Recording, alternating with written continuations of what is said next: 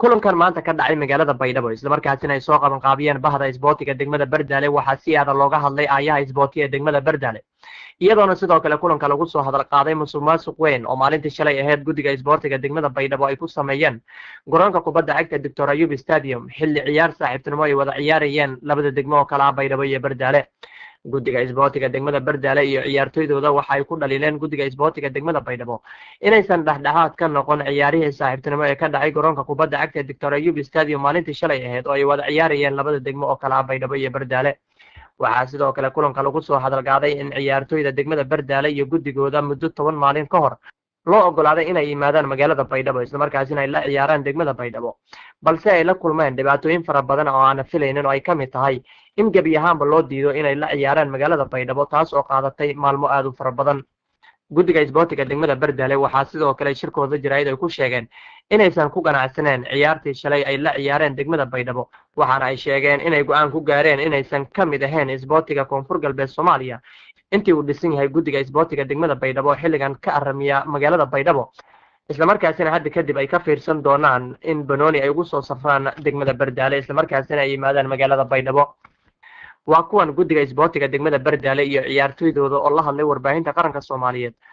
oo sharaxaya qaabkii shalay ciyaartu ay u dhacday asooyi meel raay isku caday dadka dhanba aragayaan lankiba meel raay ciyaar wal ku kasay garoon ibadsi hagalay horta aragay in meel raay eedna hanin ku horjeeday guddiga imaal arbitrayaasha official jadon meel raay inay oo meel raay in taageersanayna oo meel raay walay xaq soorama taageero kale ma ku fadafadna lan walba mayba wala la kooyolay inkastoo wala la kooyolay una ciyaar faylaha bandhigin ciyaarti fayla meel raay arbitrar hadin la jarna may suubi koron awood milihini awood ilaahay laakiin meel raay iyadan ninka jifdi taasna runtii cabashada horta may koow ku cabadahaynah guddiga oona sportiska oo Baydhabo tan koowad sidii la faday oo la hanis dhawaay jiray oo madi oo degmo kooyto mise dad marteekin kooyan oo kiil dhiilan fadayn horta mahnin dhawaayna dhiniga oo hayso dhaweynta horta ila cabasho ku tabadaan tan lamaad dhiniga oo hay maamulku oo ciyaarta qaabkii aan socotayna saas oo kale may waxa cabasho eedan weyn ku tabadaan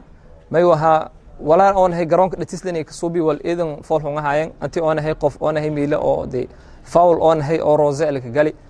oo hatana isla foulki qofki on hay ka mashquulsan oo major oo DJ ilanki dareer oo hatana lan kulli ka mashquulsan goolna oo sii dhali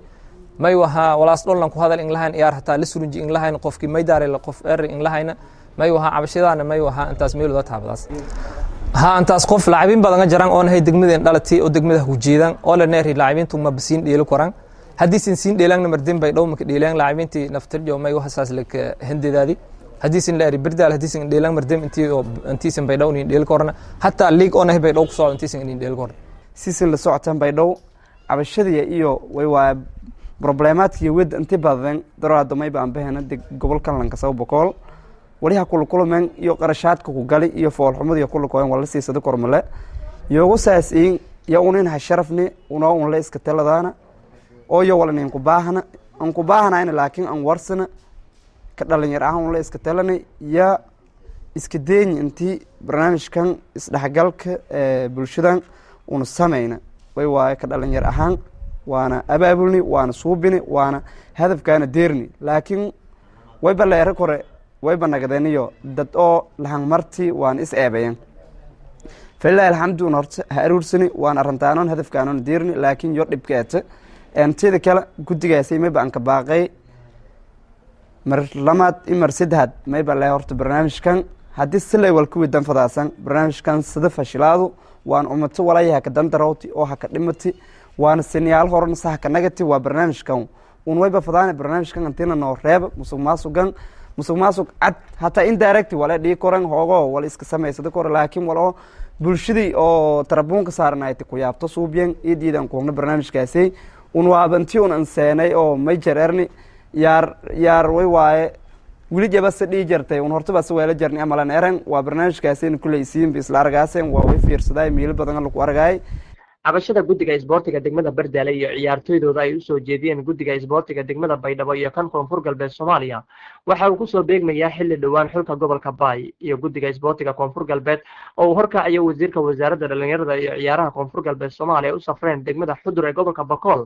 ayna u suurtagali weysay ciyaar saaxiibtinimo oo la rabay inay dhex marto Bakool iyo Baay waxaana gebi ahaanba xilligaasi bahda isboortiga gobolka bokool go-aan ay ku gaareen inaysan ka mid ahayn isboortiga koonfur galbeed soomaaliya. Siraaj Isaaq, warka isboortiga SNTV, Baydhabo.